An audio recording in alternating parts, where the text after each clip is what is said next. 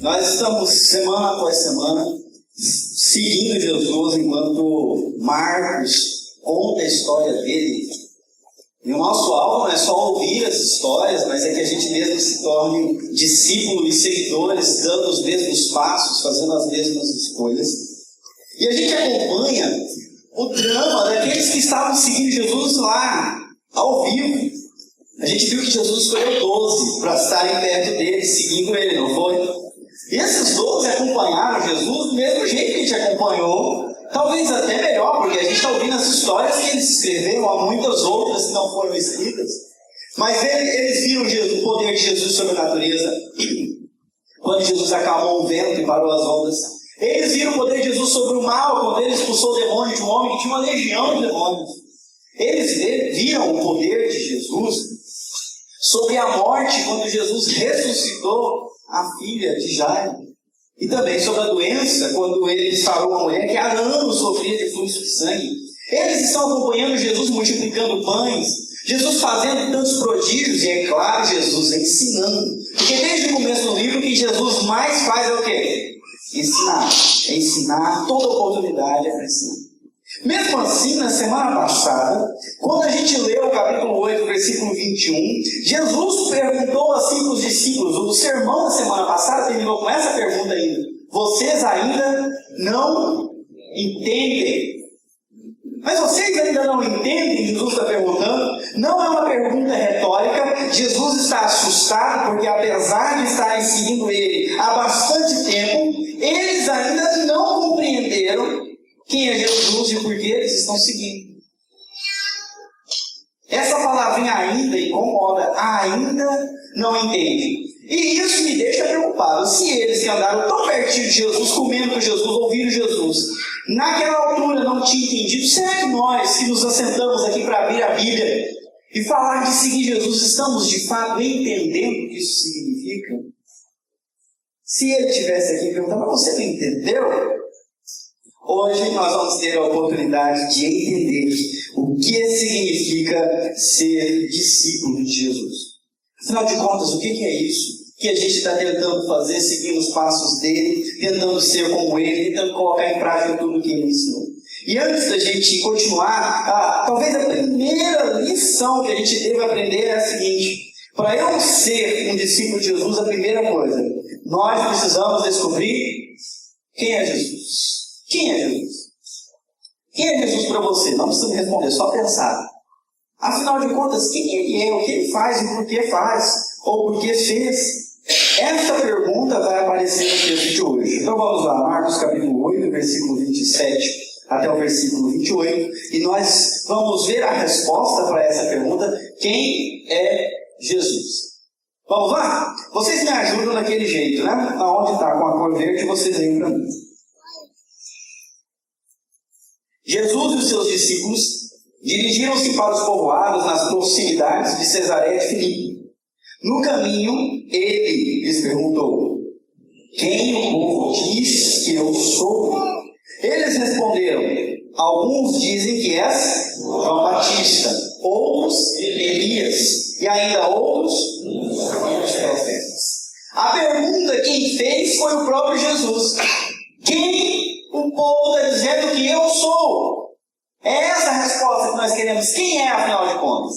E talvez a primeira dica para a gente descobrir quem é Jesus, talvez seja mesmo ouvir os outros. Ouvir os outros falando. Por isso Jesus pergunta: quem o povo está dizendo a respeito de mim, quem que eu sou? E eles vão dizer que é João Batista, Elias, um dos profetas. Detalhe: João Batista tinha sido morto não fazia muito tempo. Tinha sido morto, inclusive decapitado. A cabeça dele não foi enterrada com o corpo dele. Você deve lembrar dessa história. Se você não se lembra, depois você pode visitar lá o www.pnjcamp.org e ver essa mensagem. Então ele está morto. Como é que é isso? Então ele reencarnou em Jesus. Até porque eles tinham apenas 6 meses de diferença um com o outro. Outros dizem que Elias piorou, porque Elias foi um profeta que viveu há centenas de anos antes de Jesus. Será que é uma reencarnação de Elias? E ainda outros falam que era uma reencarnação de um dos profetas. Quem é Jesus para você? Quando eu te pergunto quem é Jesus, qual é a resposta que você tem para me dar? É aquilo que você ouviu de outra pessoa ou você o conhece por si? Porque chega uma hora, gente, que a gente tem que deixar aquilo que a gente ouve das pessoas e nós precisamos dar a nossa resposta para essa pergunta. E foi isso que Jesus fez. E vocês? Perguntam ele. Quem vocês dizem que eu sou? Tá certo, eles estão falando isso. Mas eu quero saber vocês, os 12, que estão perto de mim, que comem comigo, que estão prestando atenção no que eu falo e que deixaram tudo para me seguir. Quem vocês acham que eu sou? Deixa a ideia dos outros para lá. Eu quero saber vocês. Vocês lembram da resposta? Pedro respondeu: Tu és o Cristo. Então, mais uma vez, Pedro respondeu: Tu és o Cristo. Essa palavra Cristo significa Salvador. Salvador. O povo judeu, inclusive os judeus que ainda não creem em Jesus até hoje, estão esperando um Messias, um Salvador. Todos nós, seres humanos, temos esse negócio com o herói. Vocês acabaram de ver um videozinho lá na Turma do Latinha, e eles estavam fazendo uma festa, uma brincadeira, com uma noite, um jantar de heróis. E vocês viram a foto aqui pouco antes do Cid levar uma surra das meninas superpoderosas, né? Por que nós gostamos tanto de super-heróis? Por que em todo lugar há herói? Vocês já viram quanto dinheiro que vai quando lança um filme aí de um desses heróis da Marvel? Quanta gente vai assistir? Por que o ser humano tem essa coisa com herói? Diz pra mim, quem é o seu herói? Qual herói que você mais gosta? Você tem também, não tem? Quem é que você admira?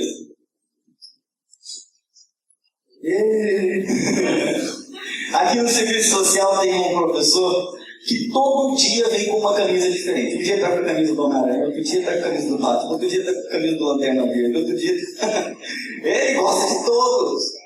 Todas as culturas nós temos isso em comum. Se você for ver a história, as histórias que são inventadas, toda a história, o que o povo pinta? O mal tomando conta e a figura de uma pessoa simples que se torna herói e que salva todo mundo.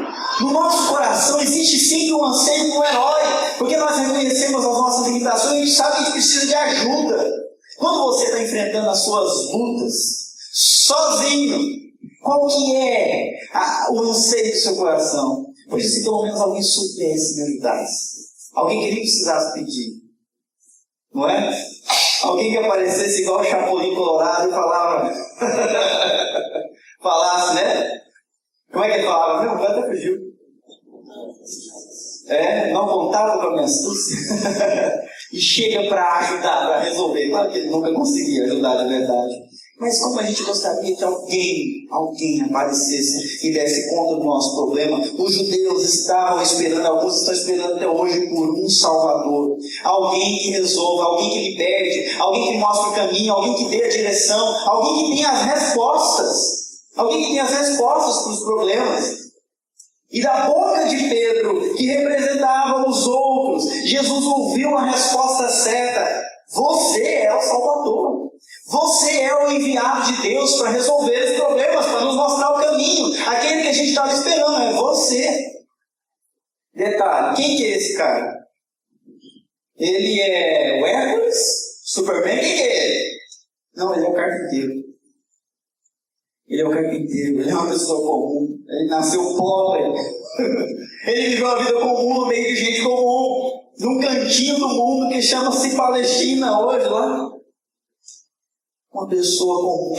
Mas por andar com ele, por ver as suas mensagens, por ver a sua glória, os discípulos agora finalmente entenderam parte da história. Eles reconhecem que estão diante do Salvador. Quem é Jesus para você? Deixa eu te dizer, Jesus não é comum. Jesus não é alguém fora de série. Jesus é o Salvador. Está me ouvindo?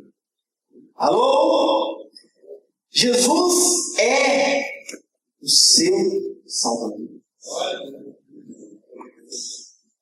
Não existe outro. É Ele que está aí para você. Eu te tranquilizo, não há outro melhor. pode juntar toda a liga da justiça, que não dá uma unha de Jesus. Com o poder que ele tem, ele bota toda a turma do X-Men no bolso. Jesus é o seu Salvador. Ele tem as respostas, ele tem a direção. Só ele é capaz de fazer o que precisa ser feito para te salvar. Agora, você acredita nele dessa forma? Depois de saber que Jesus é o Salvador, a segunda pergunta que a gente tem que responder é essa seguinte aí: como Jesus salva, afinal de contas? E Jesus, depois de ouvir essa afirmação na boca de Pedro, ele concorda e ele começa a nos ensinar algo muito importante. Me acompanha aí. Jesus os advertiu que não falassem a ninguém a seu respeito. Então ele começou a ensinar-lhes que era necessário o Filho do Homem sofresse muitas coisas e fosse rejeitado pelos líderes religiosos, pelos chefes dos sacerdotes e pelos mestres da lei, fosse morto e 3 dias depois ressuscitasse. A partir do versículo 31, era necessário que ele sofresse muitas coisas, fosse e lá no final fosse morto. O que vocês acham disso aqui? Quando a gente pergunta como Jesus salva, Jesus chama os discípulos para o canto. Tá certo, eu sou o Salvador, mas eu não quero que vocês contem para os outros, ainda não é hora. Porque ninguém ainda está pronto para entender como eu salvo. E quando ele começa a explicar, já fica estranho. Quem é esse herói que começa a dizer assim: pois é, eu vou ser traído, eu vou ser maltratado, eu vou sofrer, eu vou ser rejeitado e, é claro, eu vou morrer. Eu sou o herói de vocês. Não é estranho? O que a gente espera ouvir da boca de um herói? Fiquem comigo, eu sou forte. Qualquer coisa, esconde aqui atrás que eu dou conta. Eu vou vencer e vencer. Vem comigo que eu sou esperto. Quando alguém vai fazer um discurso antes de uma batalha, a gente já assistiu filmes assim. Como é que é o discurso do cara? Não é? Aquele discurso de triunfalismo forte que anima todo mundo e traz para fora de todo mundo aquela gana. Nós somos mais espertos, nós vamos vencer. Mas o discurso de Jesus é assim: agora tá, fala baixo, eu vou dizer como é que eu vou fazer. Primeiro eu vou sofrer, depois eu vou ser rejeitado, depois eu vou ser morto. E tem que ser assim. É o avesso do tipo de conversa que a gente quer ouvir na boca do nosso herói, do nosso Salvador. Porque a missão de Jesus envolve, leia lá para mim, sofrimento, rejeição, morte. Só então, eu quero que você preste atenção nisso. Eu não estou inventando, é Jesus que está dizendo. A missão dele envolve primeiro sofrimento e dor, morte, depois vitória. Se nós cremos no Salvador que está dizendo que é assim o caminho dele, nós estamos seguindo os seus passos, o que vocês acham que vai ser o caminho de vocês? Ou o nosso caminho?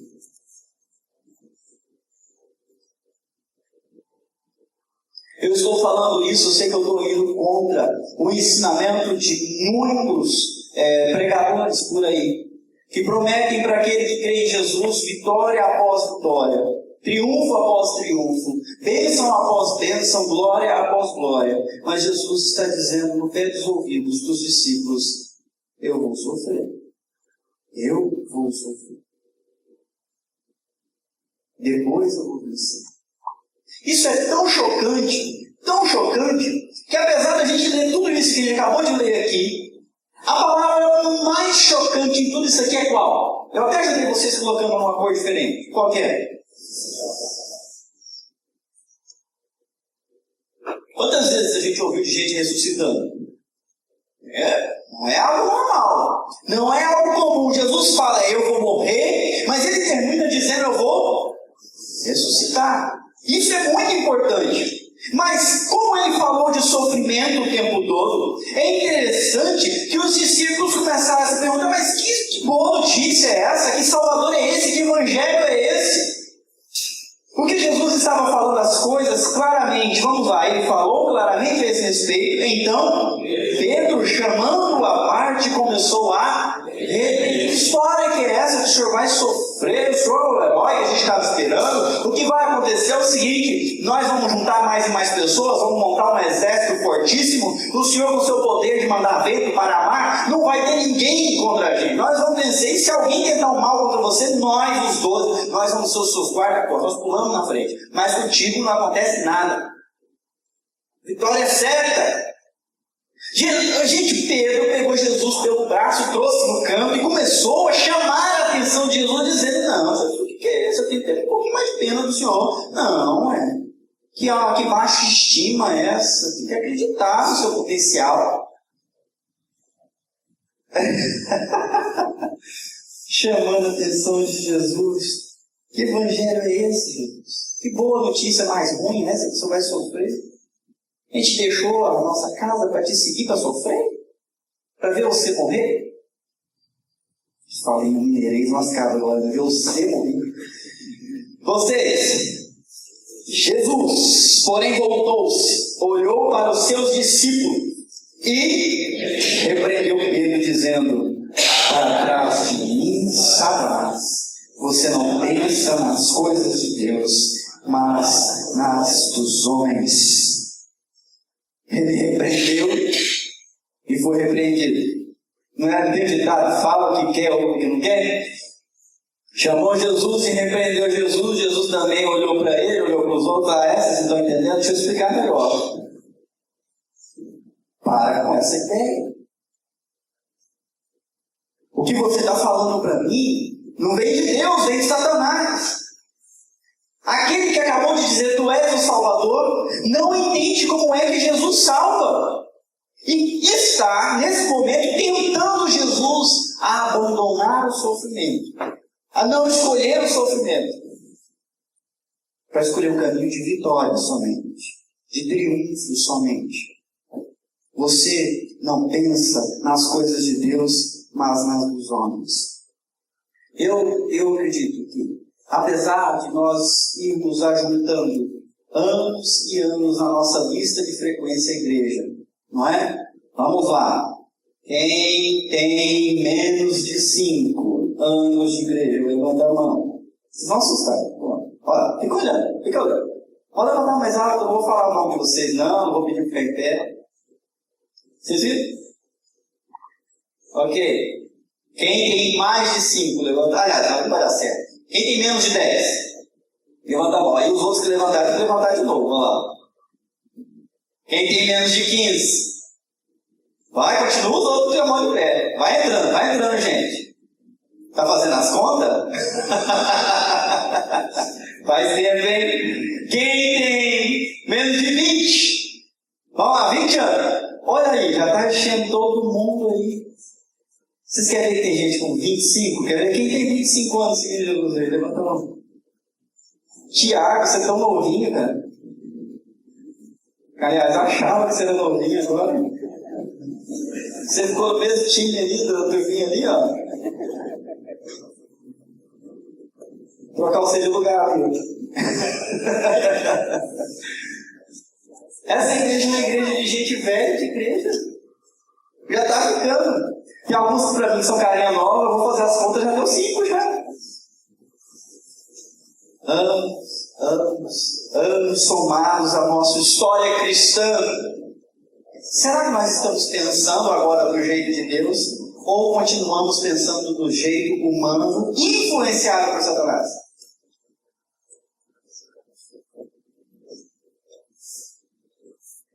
O nosso jeito humano de pensar não gosta de sofrimento antes. E nós vivemos numa época, e como diz o Lula, nunca antes na história se teve tanta aversão ao sofrimento. Quem é que gosta do sofrimento? Levanta a mão. Quem é que acha que o sofrimento é motivo de alegria? Levanta a mão. Quem é que acredita na Bíblia? Levanta a mão. Peraí. Para tudo. Quem é que acha que o sofrimento é motivo de alegria? Levanta a mão. Quem é que acredita na Bíblia? Não é possível, gente. Não é possível. Tem alguma coisa errada. Vamos abrir as nossas Bíblias. Vamos folhear aqui. Não é possível, não é possível. Tiago capítulo 1, versículo 2. Por favor, não coloquei aqui que isso não estava no escrito. Tiago capítulo 1, versículo 2. Tiago 1, 2. A minha versão é um pouquinho diferente da de vocês. Eu vou tentar falar a de vocês. Meus irmãos, quem está escrevendo é nada mais, nada menos que o irmão de Jesus Cristo que se converteu após a sua ressurreição. Tiago, menor, escrevendo para a igreja. Em nome de Jesus ele escreve: meus irmãos,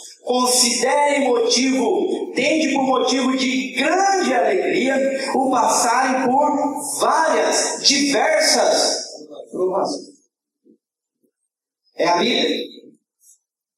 E está pedindo para você considerar que é motivo de... gente, fala aí. Alegria. Então eu vou mudar a minha pergunta. Quem acha que é motivo de alegria passar por várias provações agora? Mudou. Meus queridos, eu vou dizer para vocês: se alguma coisa vale a pena, ela envolve sofrimento. Hoje nós não queremos sofrimento, mas se alguma coisa vale a pena, vai custar caro. Eu não posso me queixar do salário que eu recebo, da vida que eu levo. Eu fiz uma escolha, junto com a minha esposa, que foi entrar no financiamento para pagar a minha casa. A prestação é uma facada, certo? E por conta dessa prestação, vocês têm casa própria já, respira aliviado, essa não tem, fica feliz, velho. A prestação é uma facada, eu tenho que abrir mão de outras coisas por causa disso. Mas você comprar uma casa ou ter uma casa, custa caro ou não custa? Mas vale a pena? Você sabe quanto tempo eu vou pagar esse negócio? Vocês têm ideia, não? Olha, eu estou feliz porque é tanto tempo que daqui a pouco eu vou botar o Samuel para me ajudar a pagar junto. São 30 anos! E eu acabei de pagar o primeiro. Falta só 29. Acabei nada. Não, acabei não. Vou acabar. Eu estou na metade do primeiro ano ainda. Oh, meu Deus. Vai dar tempo de Samuel crescer, conseguir um bom emprego, né? Mas vale a pena. Mas custa caro. Quer ver? É fácil fazer filho, gente? Vamos falar a verdade. É fácil, mano? As crianças não estão aqui. Pode perder aí a vergonha, né? É fácil. Gostoso. É uma delícia fazer filho. E fazer os filhos crescer?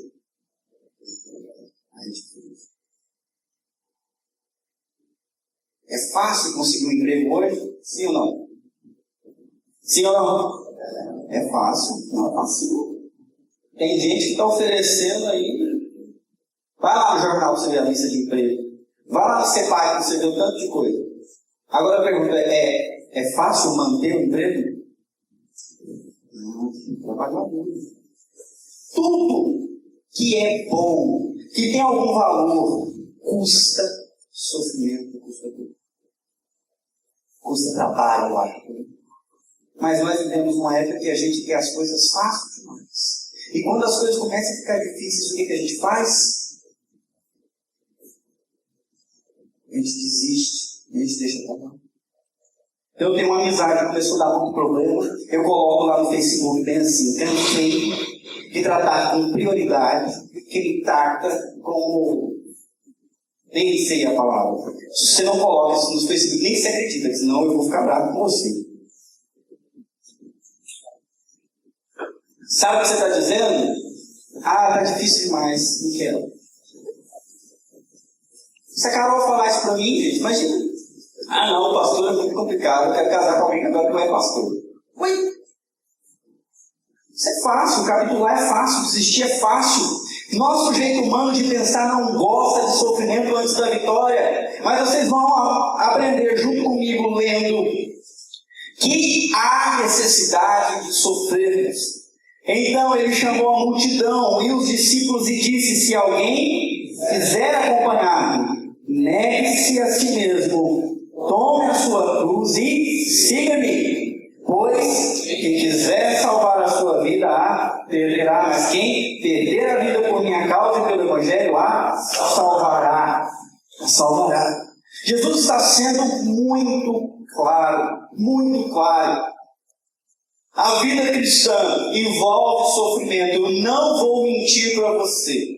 Não vou dizer, venha para a igreja e seus problemas se acabaram-se. Todos. Não. Falei errado de propósito, tá? Não. Não se acabaram. Porque agora começa uma trilha de profundo sofrimento. Agora começa uma escalada que vai exigir de você empenho, determinação, muito compromisso e esforço. Agora vai começar uma caminhada que vai exigir de você força, muita força, que vai te fazer penar, que vai te fazer chorar, e que você supostamente deve continuar caminhando. Jesus diz: se alguém, e esse alguém pode ser você, que quiser. Ele está sendo muito claro. Você quer me acompanhar? Deixa eu te passar o custo primeiro. Se você quer me acompanhar, eu quero que você faça as contas. Faça as contas. A primeira coisa para quem está dizendo que quer me seguir é negar-se a si mesmo.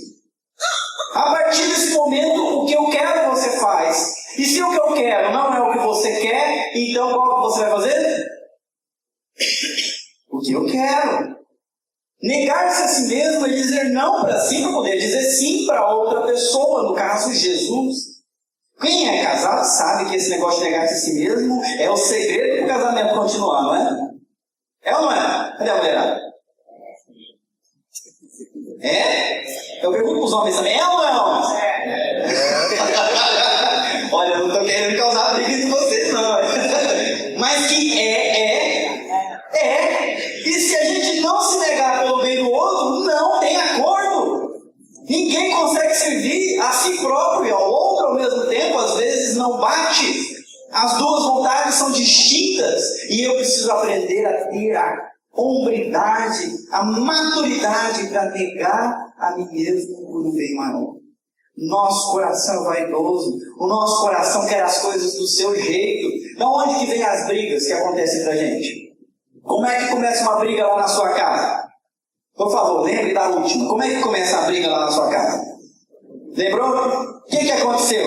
Alguém queria de um jeito e o outro fez de outro, não foi? Não foi isso? Foi exatamente isso. Olha, o pastor é profeta. Foi assim, não foi? Sou profeta, não conheço a Bíblia, gente. Tiago, já está aberto aí na sua Bíblia, Tiago? Vamos para frente? No capítulo 4, versículo 1.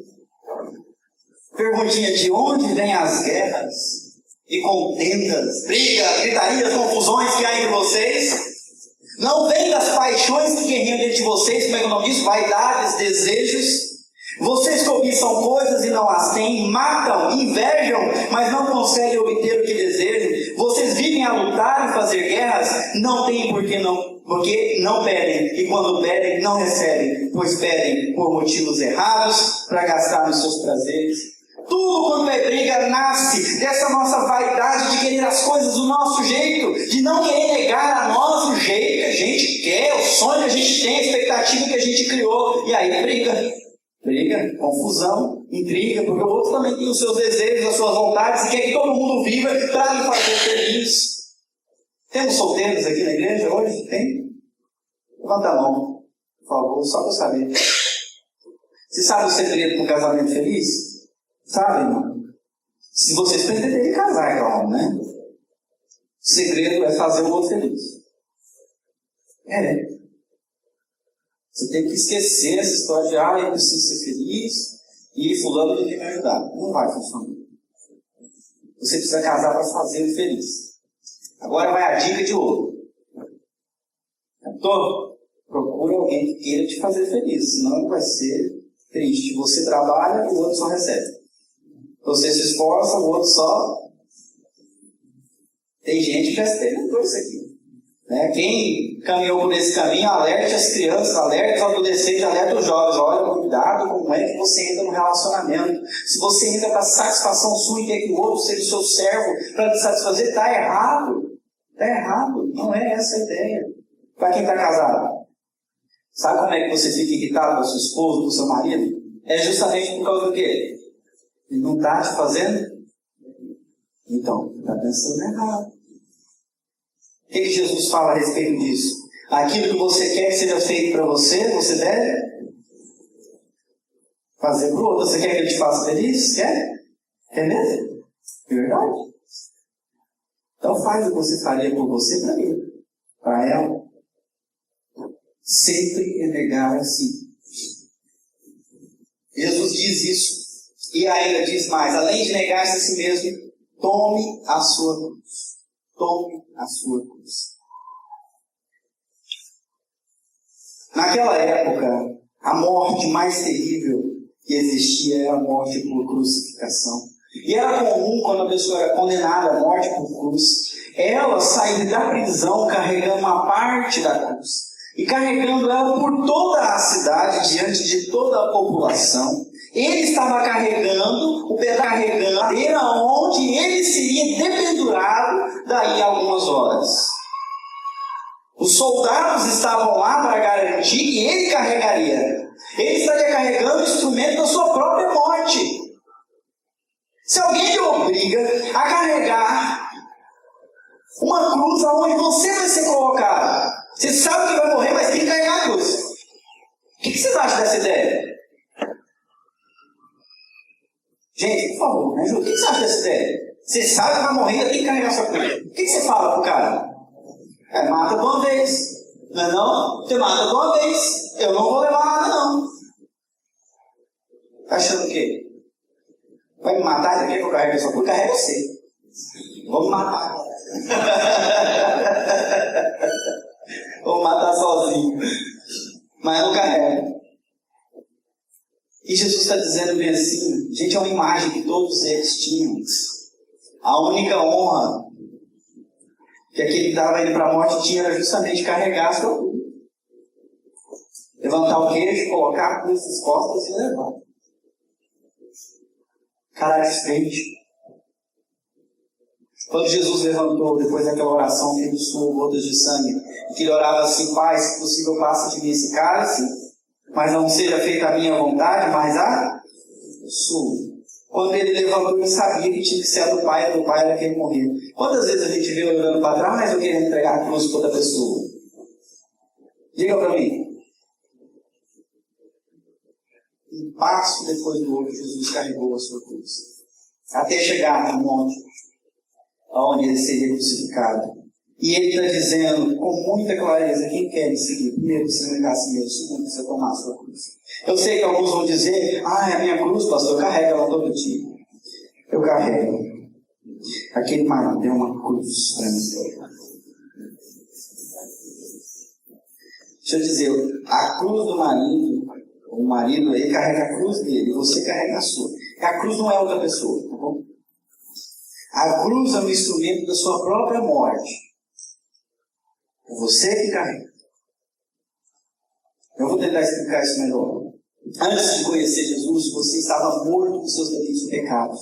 Morto espiritualmente. O que significa que você não tinha vontade nem a intenção de fazer as coisas para agradar a Deus. Você fazia para agradar a você mesmo ou para agradar qualquer outra pessoa. Ok? Era isso que você fazia e fez um monte de coisa errada por conta disso. Estava morto. Não conseguia pensar nas coisas de Deus, se interessar pelas coisas de Deus. Sequer entendia essa história de Deus. Bonita, legal, mas eu não entendo nada. Quem mandava em você eram as suas paixões, a sua carnalidade. Aconteceu de você nem se conhecer, porque você não tinha domínio nem sobre as suas escolhas. Não é? Você estava completamente perdido. Quando de repente vem alguém e fala de Jesus, o Espírito Santo abre os seus olhos e diz, uau, um Salvador. Eu creio que Ele pode me ajudar. E a partir daquele instante, há uma regeneração no seu coração. E para quem não tinha interesse em Deus, agora tem interesse através de Jesus. Você nasceu de novo. Só que tem um problema. Você nasceu de novo, mas o homem velho não morreu. e você estava indo naquela direção, agora você mudou de direção, é para aquela. Mas tem que trazer o outro aqui pendurado na cruz, não. Vive da Silva, pesando seus ombros, até fazer ele morrer lá na cruz. Não é?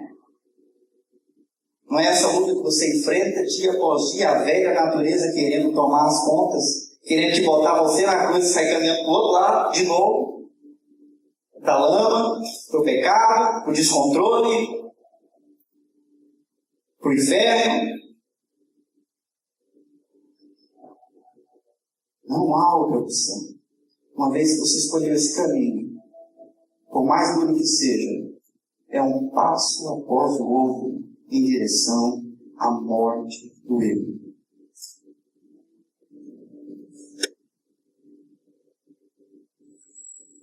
Jesus fala: siga-me. Siga-me. Pegue a sua cruz e siga-me. Vocês querem saber quanto sofrimento está envolvido nisso? Todo sofrimento. Você está indo matar alguém, esse alguém é você. Vai doer. Não vai ser fácil. Quem aqui consegue carregar um saco de cimento? Levanta a mão. Está vendo? Só alguns. Imagine você carregando a sua cruz. Vai ser dolorido, vai ser difícil. Em alguns momentos você não está carregando a cruz, você está arrastando ela, mas você tem que continuar. E Jesus segue alguns metros à frente carregando a dele e te chamando: siga-me. Quem quiser salvar a sua vida, perderá. Me ajuda aí, mas quem perder a vida por minha causa, pelo Evangelho, é uma charada. É uma charada. Quem quiser salvar a sua vida, quem quiser fazer tudo do jeito que quer, sem se importar com Deus, fazer os seus desejos, a sua vontade, vai achar que está fazendo uma vida esplêndida, não negando prazer nenhum ao seu coração, mas na realidade desperdiçou o seu tempo. Desperdiçou o seu tempo, porque ele perdeu a chance de aproveitar a vida do jeito certo. Por outro lado, quem abrir mão dos seus prazeres, dos seus sonhos, das suas coisas do pecado, para seguir Jesus, para seguir o Evangelho de Jesus, essa pessoa vai encontrar a vida de verdade. O que você quer? Viver ou morrer? Então tem mais uma lição. Veja lá junto comigo. Entre a salvação e a glória, você deveria carregar uma cruz. Essa palavra eu disse para vocês seria difícil transmitida para vocês hoje. Mas infelizmente às vezes a gente se acomoda e a gente esquece que o meu alvo é Cristo. E para seguir a Cristo eu preciso colocar a cruz nas costas e continuar caminhando. Às vezes a gente se acomoda com o pecado. Às vezes a gente se acomoda com as nossas fraquezas. Às vezes a gente se acomoda com a nossa preguiça. E a gente fica parado. E o texto está dizendo aqui, essa frase: entre a salvação e a glória, você deveria carregar uma cruz. E a direção é o Calvário junto com Jesus. Não há tempo para ficar parado. É época de marchar, o mais duro que seja. É época de matar o eu. É época de dizer não para o pecado. É época de imitar Jesus em tudo que Ele faz. Se é preciso orar, que ore. Se é preciso aconselhamento, que procure aconselhamento. Se é preciso perdão, que perdoe. Se é preciso ler mais a Bíblia, que leia. Mas continue caminhando. Será que vale a pena isso? Eu dizer não para mim, para dizer sim para Jesus, nem sei o que Ele vai pedir. Bom, a resposta Jesus dá. Pois que adianta ao homem ganhar o mundo inteiro e perder a sua alma? Ou o que o homem poderia? Vamos parar por aqui. Qual é a outra opção? A outra opção é você fazer a sua história. A outra opção é você fazer aquilo que lhe agrada. Trabalhar bastante, juntar dinheiro, comprar uma casa, conseguir uma esposa bem bonita ou um marido bem bonito, e conquistar isso e conquistar aquilo outro, e experimentar tudo de bom que o mundo pode oferecer. E depois, vamos supor que você teve sucesso na sua empreitada. Quando você tiver tudo isso, será que isso serve para comprar a sua alma? Vamos supor que você juntou bastante dinheiro. E na hora do juízo, Deus chama: e aí, meu querido, agora acabou aquele treinamento e agora é para valer. É aqui comigo ou é lá com Satanás no inferno? O que você fala? Pô, então, Jesus, eu tenho uma conta poupança. Eu consegui juntar aí uns 10 milhões aí. Tá bom, liberar o ticket. O que isso vale para ele? Diz que no céu vai ter ruas de ouro, né? Quanto que vale a rua de ouro, será? Gente, pensa um pouquinho, quanto que vale andar na rua de ouro? Quanto que vale a rua de ouro? Quanto que vale a sua rua? Quanto você paga por ela? Pedacinho da sua rua, quanto você dá? Arrancaram um pedacinho do asfalto lá, estão vendendo. Quanto você dá? Imagina o seu moleque batendo na tua porta. Ah, aqui, um pedacinho da rua, você quer comprar? O que você fala com o moleque? Ah, vai embora aqui, ó. Ah, se catar. A gente não valoriza nada da rua, não. Lá no céu pode ser de ouro, mas o valor é nada. É só para dizer que é glorioso. Então não tem dinheiro que me compre a entrada no céu. Não há nada que o ser humano, o homem, possa dar em troca da sua alma.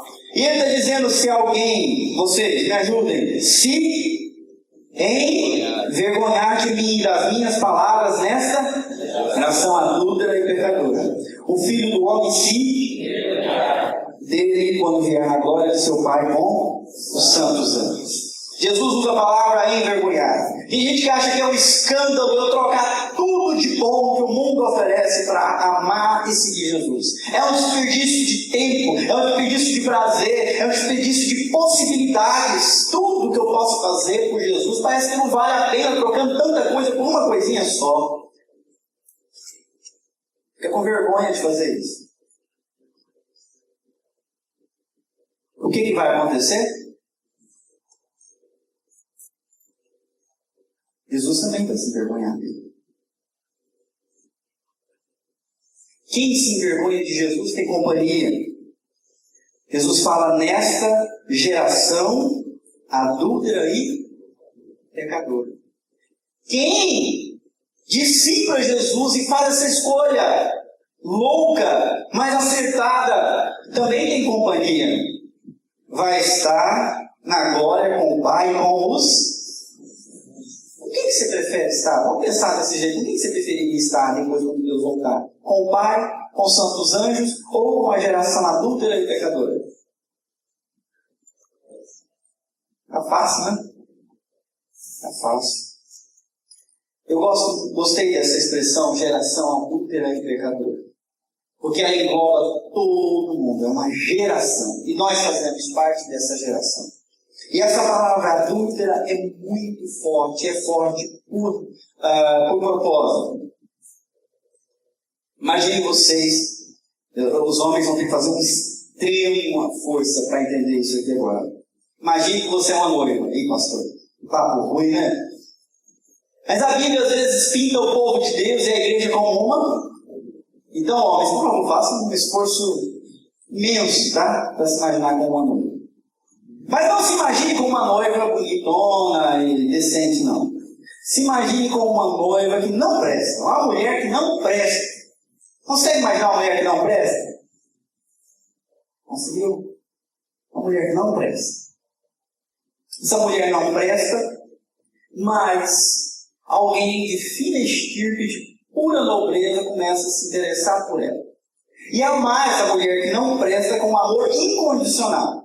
E vem e desposa ela, começa a namorar ela, começa a fazer por ela o que ninguém nunca fez. Enquanto os outros a usam, essa mulher que não presta, essa moça que não presta, esse a ama e respeita e quer o melhor para ela e luta por ela. Jesus faz assim. Deus faz assim conosco. Ama aquele que não merece. Ampara, serve essa pessoa. Vamos supor que o casamento é marcado e agora nós não somos mais namorados, nós e Deus, nós somos noivos. Nós, a mulher que não presta. Ok? E a gente se casa com aquele príncipe dos sonhos, que nem filme de Hollywood consegue pintar bem.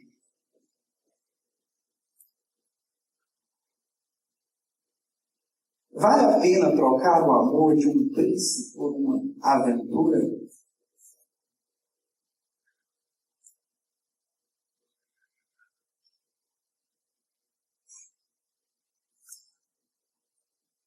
Quando Jesus fala geração adulta, ele está dizendo daqueles que foram desposados sem merecer, mas preferiram trair.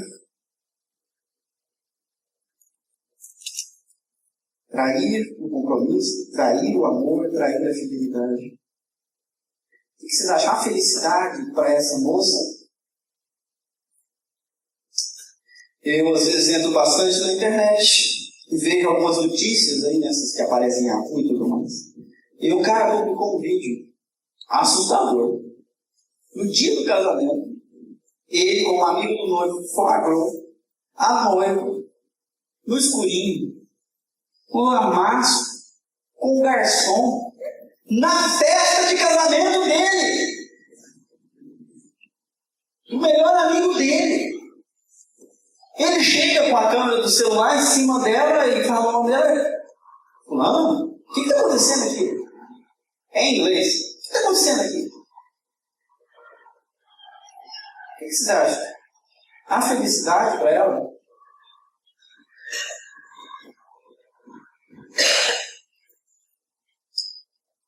Jesus nos chama também, não para ser parte dessa geração adulta, não para trocar o amor de Deus por outras coisas que não vale a pena. Eu vou dizer para você num alto e bom som, quando Deus me criou para Ele só. Se você viver para você, você está adulterando.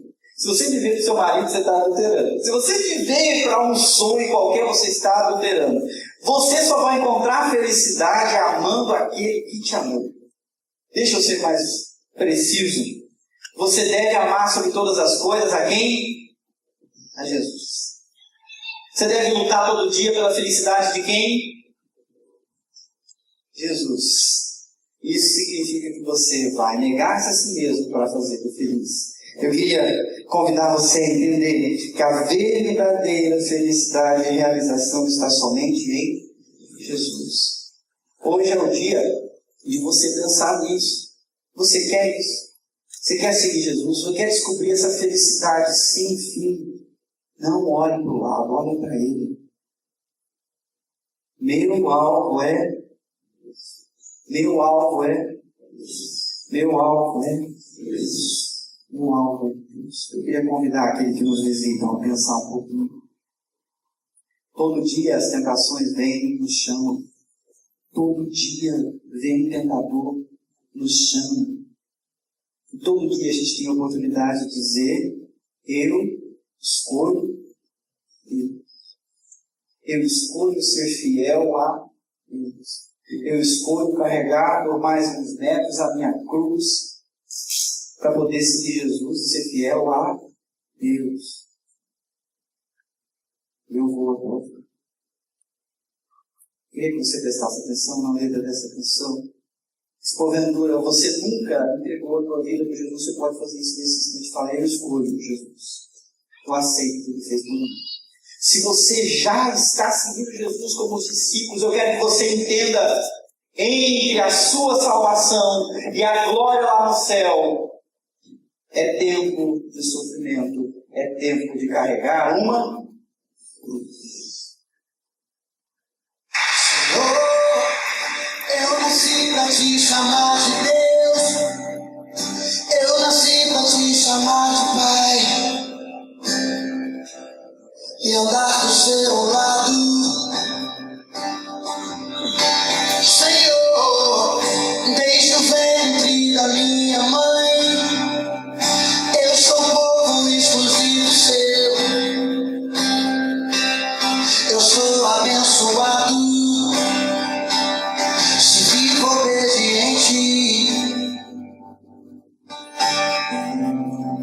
Mas todo dia o pecado vem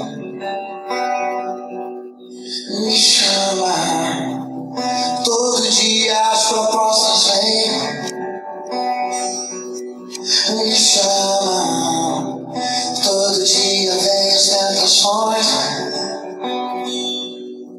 me chamam. Todo dia o pecado vem, mas eu escolho Deus. Eu escolho ser amigo de Deus. Eu escolho Cristo todo dia. Já morri pra minha vida e agora eu vivo a vida de Deus. Mas eu escolho Deus. Eu escolho ser amigo de Deus. Eu escolho Cristo todo dia. Já morri pra minha vida e agora eu vivo a vida de Deus. Senhor, eu nasci pra te chamar de amor. Eu nasci pra te chamar de Pai. Se alguém quiser me seguir, E andar do seu lado. negue-se a si mesmo. Senhor, desde o Toma sua cruz. minha mãe, Sim, eu sou povo exclusivo seu. você quer seguir Jesus? Eu sou Você abençoado. quer dizer não para si, para dizer sim para Ele? Se vivo obediente. Esse é o momento de você tomar essa decisão. Vamos orar? Mas todo dia o pecado vem. Todo dia, meus irmãos. Todo dia. Todo dia. A gente precisa fazer a mesma escolha. Todo dia é o mesmo peso, a mesma cruz. Morte do eu. Vida em Jesus Cristo. Todo dia. Desde que a gente acorda, até a hora que a gente vai dormir, a mesma escolha todo dia. Mas vai chegar um dia em que essa luta vai acabar. Vai chegar um dia que Deus vai limpar do nosso coração todo o vício do pecado. E nós vamos habitar com Ele para sempre. Aí sim não haverá mais dor nem sofrimento. Mas enquanto essa jornada não chega a fim, nós todos os dias temos que fazer a escolha certa. Eu devo escolher Deus.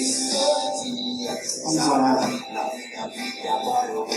Senhor Jesus, muito obrigado pela clareza como o Senhor expôs o caminho que o Senhor traçou há tanto tempo atrás.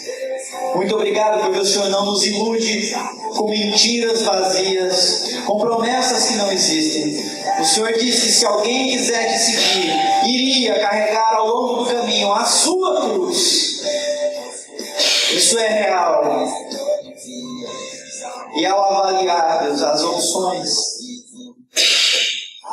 deixar a cruz e correr para o mundo não é interessante. Às vezes parece, às vezes a gente está cansado, às vezes é difícil por nossa natureza pecaminosa. Mas nesse momento, Jesus, nesse momento agora, nós olhamos para frente e percebemos que o Senhor já traçou um caminho na nossa frente, carregando não a sua cruz, mas a nossa.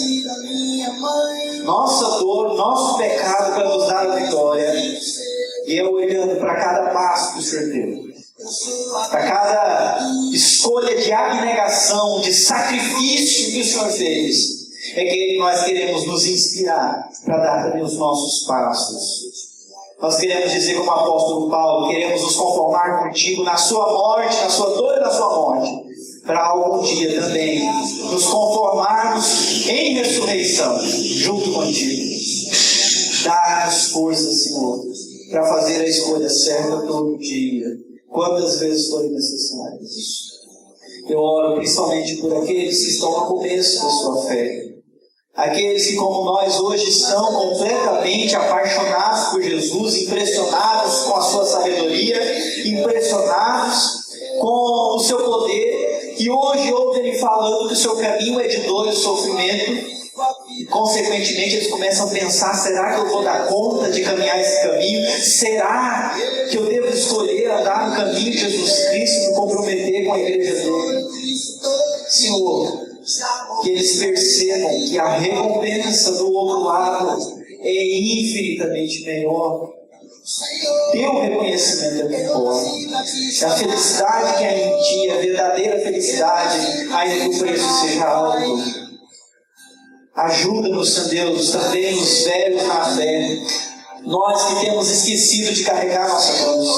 Nós que temos esquecido de dizer não para nós mesmos. e temos acostumado a dizer sim a tantas tentações, a tantas fraquezas. Nos ajuda a colocar no ombro de novo o chamado Teu e carregar com determinação, mesmo que doa. Eu oro, Senhor, com a certeza de que nós não estamos sozinhos. O Teu Espírito Santo foi enviado para nos consolar e nos fortalecer. Só nos ajuda, Pai, a levantar nessa noite determinados a caminhar esse caminho de triunfo, de dor, mas de triunfo. Essa é a minha oração por mim, essa é a minha oração por toda a minha igreja que está aqui. Meus irmãos, que a graça do Senhor Jesus, que o amor de Deus do Pai, que a comunhão e o poder do Santo Espírito repouse sobre a sua vida, hoje e sempre. Principalmente até aquele momento, quando Jesus vai nos receber com um galardão prometido a todos aqueles que venceram. Amém. Que Deus lhe fortaleça. Se levante para carregar a sua cruz, mas não se levante como derrotado. Jesus Cristo já venceu essa batalha. Ele nos chama a compartilhar com Ele da vitória dele. Amém?